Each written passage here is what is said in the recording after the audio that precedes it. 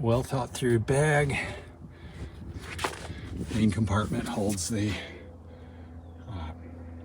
pump, so to speak. A nice flap here for keeping the hoses, instructions, gloves, everything else in. And then another spot back here for keeping the protective cover.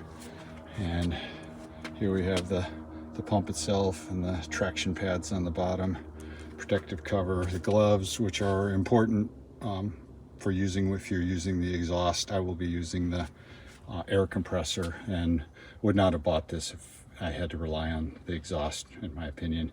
Laminated instructions, the two hoses and the valve over here for using the air compressor, the Schrader valve, patch kit, pretty much everything you need.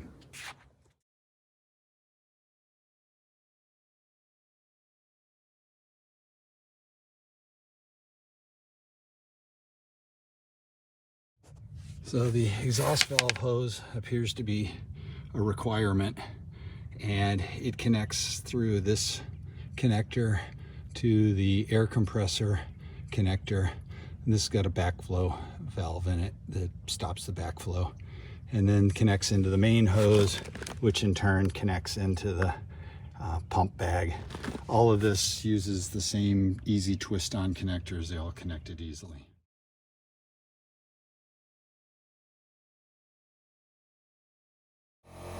So the air compressor is slowly inflating the bag. As you can see down here, it doesn't inflate the exhaust valve hose, but you need that valve to seal the connection. So I got it mostly inflated. I'll reposition it at this point. As you can see in front, the hose where the air compressor hose hooks into is long enough that you can actually get it quite a ways away from the vehicle. I'll reposition it in a minute so you don't have to worry about being under the vehicle when you're trying to pump this. And then I think it makes sense to almost fully inflate it to the point that it's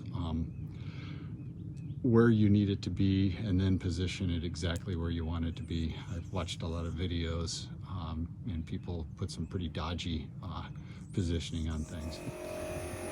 See if we can note the point at which we get the tire off the ground. Tire's now clearly off the ground. Looks like we still have some room to move on the pump height. This is looking pretty good right now. Now we still got a little bit of room, full height, but that baby is well up in the air. I'm going to shut it off now.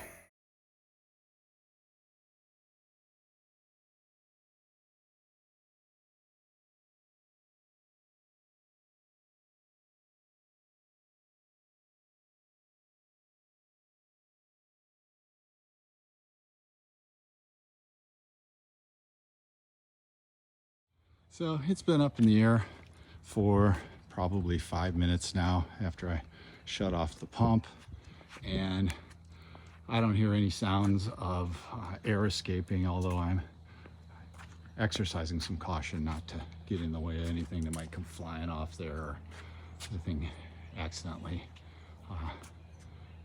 exploding or something. I doubt that'll happen, but just pays to be a little bit careful. Okay, full disclosure, I didn't read the instructions fully, and I'm now using a tire deflator to let air out of this. It's going really slow. There's got to be a better way. I'll read the instructions. And it all went back pretty easily into the case. Just want to take a little time